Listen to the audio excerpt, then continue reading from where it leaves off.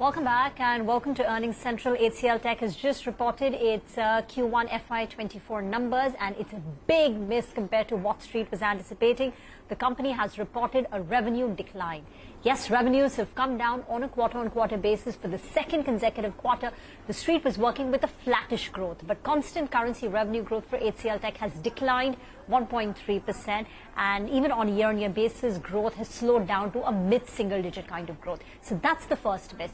Revenues have declined. The Street was anticipating a flattish kind of growth. So big miss on revenue. Secondly, on margins. Margins for the company have fallen by 130 basis points on a quarter-on-quarter basis at 16.9%. And we haven't seen such low margins for the company. And this is well below the company's guidance. The company's guidance is that in FY24, margins will be between 18 to 19%. The margins have come in at 16.9%. And this is going to go down as a miss. Thirdly, employees.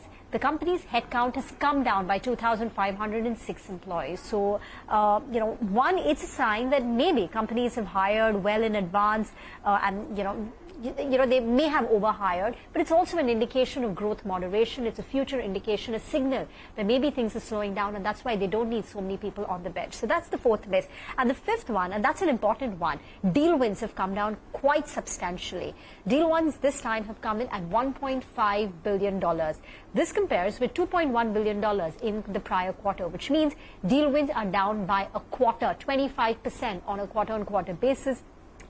And this is something that the Street will be disappointed with, because the argument, the bullish argument, the thesis was that, H1 is going to be weak, but given the strong pipeline, given the deal wins, H2 growth will start picking up. Next year growth will accelerate. But if the deal wins itself is slowing down, I think it's a bit of a worrying sign. The good thing is we haven't seen a similar picture in the case of TCS, and TCS reported pretty strong deal wins, and they said the order pipeline is still very resilient despite the conversion of their orders, the order pipeline into actual orders.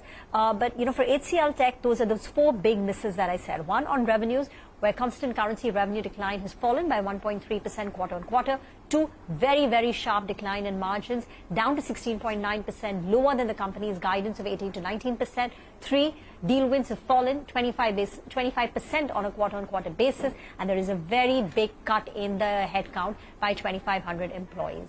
Prakash Diwan is here with us, to take us through these key numbers.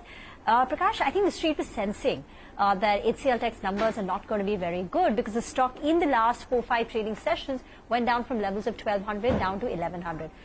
What explains this kind of a performance? And is this, in a way, a sign of things to come, or would you read more into TCS? So that's quite important, because the fact that markets will react to both these earnings tomorrow on Thursday,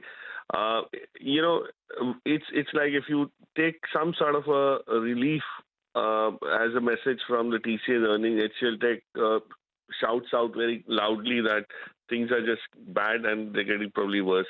But the question is whether it's only for the company and not for the sector as a whole, Reema. As you rightly said, the market was anticipating some sort of weakness to continue, and Monday we saw that that cut in HCL stock, whereas TCS has been fairly resilient. It went into earnings with very low anticipation, so we probably might not be able to factor in some sort of a drop in that. But we'll come to that later. On the HCL numbers specifically, I think it tells you that companies that had a lot of aggression to grow are the ones that have got impacted, because the nature of contracts which companies like HCL Tech have, while they might be very, very good in good times, they probably, are from businesses which may not want to continue spending at the same pace. So that's exactly why the revenue drop is so sharp. The headcount has come off. And, if they continue to stick to the guidance of 16 to 19% and 18 to 19%, but they're still not there, they probably anticipate the next 2-3 quarters where they can catch up on improve, they can improve the metrics. But these numbers definitely do not give you the confidence that the guidance that we heard last time and which they are reiterating, I believe this time, is something which is very encouraging.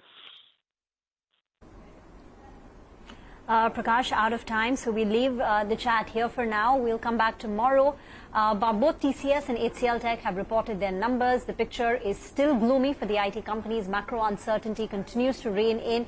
TCS has reported no growth, flat growth in the June quarter, and this, remember, is otherwise a seasonally strong quarter. But even the management, when we chatted with them at the press conference, they have no visibility on when things will turn around. So they are unable, they're unwilling right now to make a commitment of any kind of a recovery right now. But TCS's numbers are not very, very bad. They're weak, undoubtedly. No growth. Margins have come down by 130 basis points, but it's a predictable slowdown. HCL Tech has come in as a big miss on all parameters, and the street is going to be quite disappointed. But right now, we're out of time. Thank you very much for listening to this update.